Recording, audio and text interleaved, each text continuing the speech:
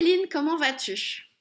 Bah écoute, ça va super bien, Hélène. Je te remercie de m'avoir invitée aujourd'hui. Ça me fait très plaisir. Eh ben moi aussi, ça me ferait très plaisir parce que c'est vrai qu'on a eu l'occasion de se découvrir dans le cadre de mes activités extra-professionnelles, mais qui ont toutes un petit peu du lien.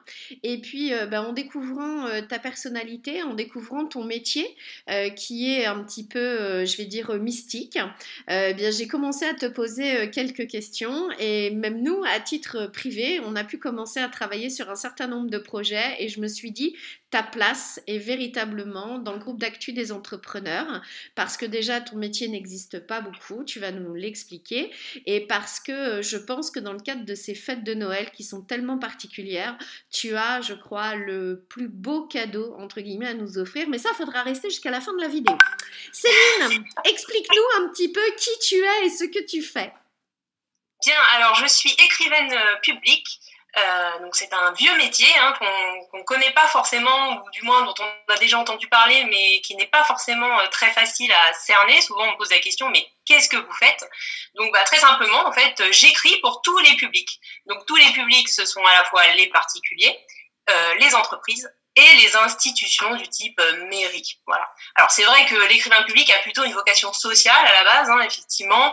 On est un peu représenté comme un scribe. Voilà, on est là pour remplir des formulaires, écrire des courriers pour des personnes qui ont des difficultés avec la langue française ou des personnes qui maîtrisent mal la langue. Et voilà, donc on est vraiment un étai qui permet vraiment aux personnes d'avancer et de simplifier les démarches administratives, notamment. Après, il n'y a pas que ça. Effectivement, on peut aussi rédiger des lettres d'amour, par exemple. Voilà. Pas que des Ah, choses. j'y avais pas pensé, dis donc. Si mon chéri m'écrit une belle lettre d'amour, peut-être que ça sera pas de lui, ça sera de toi, parce qu'il aura vu comment dire, ta carte de visite.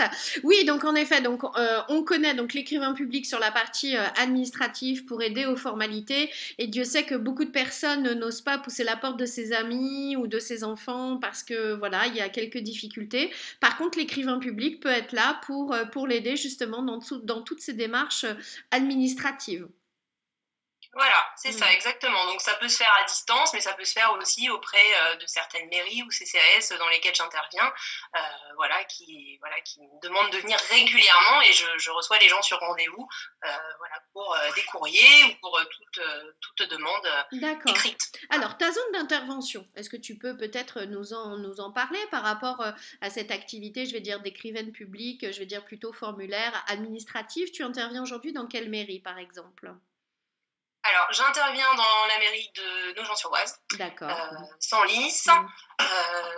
et bientôt Margny-les-Compiègnes, mais plutôt pour des ateliers d'écriture. Voilà, ça D'accord. c'est un autre versant de l'activité, mais Et oui, effectivement, j'incite les gens à écrire. Voilà, des choses plutôt ludiques, des choses plutôt poétiques, c'est vrai. voilà, pour le plaisir. Alors, moi, j'ai été bien entendu sur ta page Facebook où justement, donc, tu as déjà posté quelques éléments justement pour nous aider donc à participer donc à des ateliers d'écriture. Donc ça, c'est encore un autre volet de ton activité. Tout à fait, oui, oui, l'atelier d'écriture ludique, on est vraiment là pour se faire plaisir, pour désacraliser vraiment la relation qu'on peut avoir à l'écrit. C'est vrai qu'on a souvent des personnes qui ont envie d'écrire mais qui n'osent pas le faire, qui se disent ah mais je suis pas capable, ou ce que je vais raconter ça n'a pas d'intérêt, ce genre de choses. Là vraiment c'est de mettre à l'aise en fait, vraiment c'est vraiment de dédramatiser, de dire qu'on est là vraiment pour se faire plaisir, pas du tout pour se juger. Voilà, on est dans la bienveillance, on est dans le partage. Donc l'idée, c'est pour moi de donner des clés qui vont permettre aux participants de se saisir de leur plume pour faire émerger des idées personnelles. Donc Mhm. voilà, souvent ça peut faire peur, mais en fait pas du tout, parce qu'il y a des techniques, bien évidemment, des techniques, bon, voilà, c'est un métier, Oui, oui, ouais, oui, c'est vrai oui, que c'est je un m'en suis métier bien rendu connu, mais compte. c'est un En métier. effet, c'est un métier. Voilà. Alors, en effet, ça, c'est un super cadeau pour se faire plaisir. Voilà, donc on remettra de toute façon tous les éléments de ta page et les personnes s'abonneront et suivront donc un petit peu ton actualité. Tu as ensuite une autre version, on va dire, plus professionnelle, hein, puisque tu t'adresses aussi à des professionnels comme moi. Tout à fait. Alors pour les professionnels, je propose différentes prestations. La prestation voilà, pour laquelle on me sollicite le plus souvent, c'est la rédaction web. Il faut savoir que dans le cadre de la création d'un site internet, un site internet c'est très bien, mais il faut le remplir avec entre guillemets du contenu, voilà. Et souvent, on a tendance à négliger ce contenu qui est quand même très important, notamment pour le SEO, c'est-à-dire le référencement naturel du site. Donc, en travaillant ce contenu, on va pouvoir remonter plus facilement dans les résultats de recherche, voilà, des moteurs de recherche type Google, etc. Donc, c'est une technique en fait de rédaction. C'est pas quelque chose qui s'improvise, mais il faut travailler une certaine sémantique, certains mots clés, des requêtes, etc. Donc, on vient me chercher pour ça, pour trouver une façon un peu plus littéraire que ce que propose la majorité des rédacteurs web. C'est vraiment on peut dire ma carte de visite. Des rédacteurs web, on en trouve également. Beaucoup, mais moi, mon petit plus, c'est le côté plus littéraire parce qu'effectivement, j'aime beaucoup l'écrit, j'aime beaucoup les mots et j'essaie vraiment toujours de faire quelque chose de très personnalisé et justement de ne pas faire de remplissage. Voilà. Eh ouais. Donc, ça, Alors, c'est vraiment. c'est vrai que quand on dit écrivain public, et tu l'as très bien dit, c'est un vieux métier. On pourrait penser, bah, tu l'as dit, au formulaire, à l'administratif, aux lettres. Et au départ de nos rencontres, j'avais jamais pensé que écrivain public, ça pouvait être rédacteur web. Et c'est comme ça que j'ai pu tester. Et j'inviterai tout le monde à aller voir mon site internet quand il sera finalisé, donc par Céline, parce que ça a été une vraie découverte. L'objectif, c'est pas de détailler mon métier, surtout pas sur le groupe d'actu, mais c'est d'expliquer que quand on est dans le conseil, eh bien, on a plein de choses à proposer et Céline a su tirer véritablement toute la substance. Donc, je vous invite vraiment à prendre contact avec elle, vous les entrepreneurs, vous qui voulez donner du sens à votre site web et que ça soit pas forcément une vitrine ou une sorte de catalogue, mais de faire que ça soit la continuité de votre entreprise et de vous, si vous êtes un indépendant, pour pouvoir qu'on puisse vous ressentir. Donc voilà, en tout cas moi c'est ce que j'ai trouvé donc chez Céline et c'est ce que je voulais vraiment vous faire partager donc aujourd'hui. Tu as encore bien d'autres cordes à ton arc, Céline? Oui, tout à fait, notamment pour les entreprises, mais pas que, aussi pour les particuliers. Et je pense que là, on touche vraiment à quelque chose qui résonne vraiment dans mon cœur. C'est la biographie d'anonyme. Ouais. Voilà. Donc, alors ça, c'est le cadeau qu'on voulait vraiment vous proposer dans le cadre du groupe d'actu. Je pense que cette année, encore plus cette année qu'à chaque fin d'année, des fois, on ne sait pas quoi offrir à papy, à mamie, à papa, à maman, parce qu'ils ont déjà tout. On a envie d'un cadeau qui marque, on a envie d'un cadeau utile. Et pour moi, quand je t'ai entendu, la biographie, je me suis dit, c'est vraiment the cadeau. Est-ce que tu peux nous en dire un petit peu plus ? Oui, alors la biographie ou récit de vie, on peut l'appeler de différentes façons, c'est un récit donc biographique ou autobiographique. Alors la différence entre les deux, c'est que soit on va utiliser la troisième personne du singulier ou la première pour évoquer la vie d'une personne, donc soit le je, soit le il ou elle. Voilà. Donc l'idée, c'est vraiment de retracer l'existence d'une personne, voilà, selon bien évidemment son souhait. Bien sûr, c'est toujours très subjectif. On est dans la narration. Le but, c'est de pas faire un catalogue non plus. C'est de raconter. Donc, mon travail de biographe, il est à plusieurs niveaux. C'est-à-dire que c'est un travail de recherche, c'est un travail d'écriture, c'est un travail de contextualisation. L'idée, c'est vraiment de prendre des éléments factuels et ensuite de les réinjecter dans un contexte historique, dans un contexte social, dans un contexte familial pour donner vie à un récit très personnel. Donc très simplement, comment ça fonctionne ? Je recueille la parole des personnes grâce à des entretiens que j'enregistre. Voilà. Donc ces entretiens me permettent ensuite de transcrire mot à mot ce qui m'a été raconté, pour ensuite compiler, archiver, puis retravailler l'ensemble des textes. Bien évidemment, la transcription n'est pas le récit final.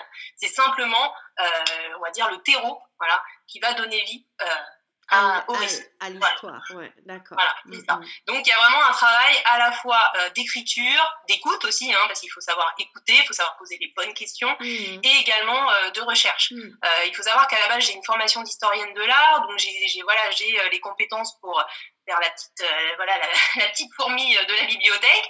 Donc, j'arrive à tirer les bonnes ficelles pour avoir les bonnes informations et parfois même faire des petites découvertes auxquelles on ne s'attend pas. Voilà.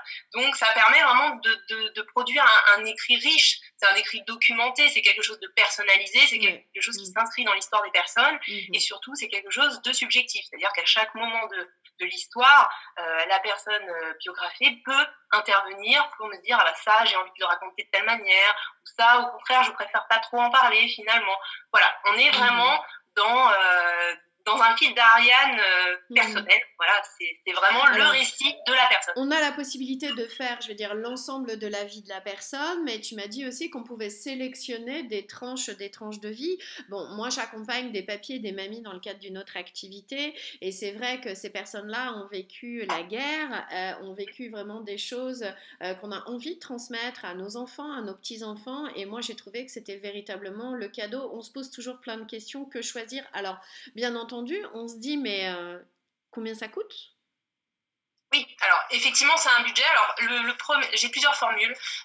Il faut savoir qu'en fait, je travaille à l'heure d'entretien. Donc, ma première formule prend en compte 6 heures d'entretien avec la personne, les heures d'écriture, le travail de mise en page et mise en page sur un petit format type livre de poche ou format A5 et un tirage à 5 exemplaires. La formule de base est à 1 600 €. Après, c'est accessible, quand on rajoute...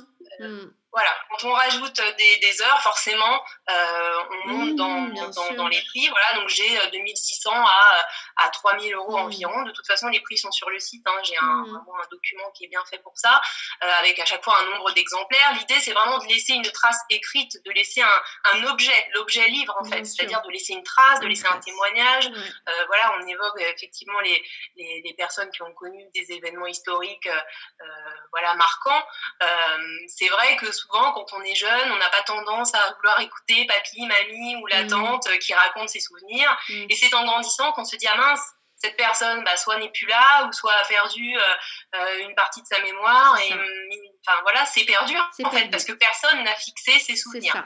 Et c'est vrai que souvent, on vient me voir avec ce projet-là, c'est-à-dire le projet de laisser un témoignage en sachant que les enfants sont petits, les petits-enfants souvent sont petits, et on voudrait que plus tard ils prennent connaissance de tout ça, tout en sachant que le temps passe et que papy, mamie ne sont pas éternels. Donc l'idée, c'est vraiment de laisser une trace et de transmettre, en fait, de transmettre une mémoire qui sinon sera perdue. Eh bien, moi, je trouve que c'est une excellente idée cadeau familiale. Des fois, on est à 5 ou 6 à acheter un petit cadeau complètement bidon. Eh bien, pourquoi pas mettre chacun 100 € peut-être sur une année, sur 2 ans, peu importe. Mais c'est vrai de faire l'investissement de la transmission du souvenir. Moi, je vais avoir 50, hein, donc ça commence à piquer un peu, et j'ai déjà cette envie de transmettre, quoi. Et je me dis, mais qu'est-ce que j'ai raté avec mes grands-parents? Aujourd'hui, ils sont plus là, et je me dis, mais quelle belle chose ça aurait pu être. Moi, je rencontre des gens, je te l'ai dit, dans le cadre de mon autre activité, et je me dis, mais ils me racontent tellement de choses. Si j'avais du talent pour pouvoir le mettre sur le papier et l'offrir aux enfants, eh bien voilà, je me suis dit que c'était vraiment l'occasion pour ces fêtes de Noël de te mettre en avant. Alors, on peut aussi penser que 6 heures d'entretien, c'est court. Moi, pour avoir travaillé donc avec Céline, on a fait combien? Allez, en heure, on a dû faire 1h15 peut-être. Oui. Oui. La qualité de la compréhension, la qualité de la traduction sur 1 heure, 1h15 est exceptionnelle. Donc vous imaginez même pas avec 6 heures ce que ça peut donner. Franchement, moi je suis bluffée de la manière dont tu as réussi en tout cas à me cerner, à cerner ma personnalité, à cerner ce que je voulais retransmettre, et à faire que le récit, ça soit vraiment la continuité de moi. Donc j'imagine en effet que 6 heures d'entretien avec toi, tu ne peux ressortir que des choses absolument formidables, ça c'est clair. Oui, le but, effectivement, c'est vraiment ça, c'est de toucher l'âme des gens. C'est-à-dire que pour moi, le travail d'écriture, il commence par l'écoute. C'est-à-dire qu'on est là aussi pour comprendre ce que la personne veut, ce que la personne a vécu, et de quelle façon raconter pour que ce soit le plus en phase avec avec sa personnalité profonde. Voilà. Donc, c'est vrai que tout ça, il y a un côté un peu psychologique. Voilà, on est vraiment dans l'envie de partage. Voilà, moi, ce que j'aime, c'est découvrir des histoires, c'est apprendre des choses. J'ai toujours été très curieuse, donc forcément, quand on me raconte voilà, son existence, j'ai envie de poser plein de questions, j'ai envie de m'intéresser à ce que la personne a vécu.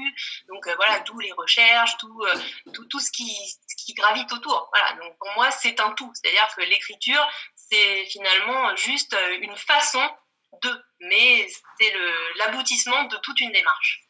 Ouais, et ben moi je suis hyper emballée. Merci beaucoup pour ton accueil, pour avoir participé donc à cet entretien.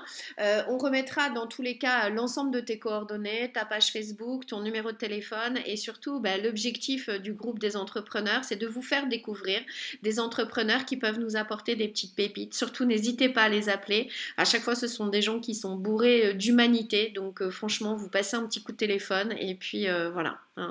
Merci beaucoup Céline. Merci à toi, merci beaucoup de m'avoir invitée, ça me fait vraiment très plaisir. Eh bien super, bonne journée. Merci, bonne journée à toi.